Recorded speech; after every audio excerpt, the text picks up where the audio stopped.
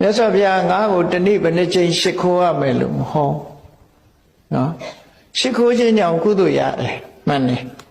ရှ िख ိုးရင်ကုသိုလ်ရမယ်ဘာကြောင့်ကုသိုလ်ရတာတော့လို့ဆိုအလွန်ကိုမြင့်မြတ်တဲ့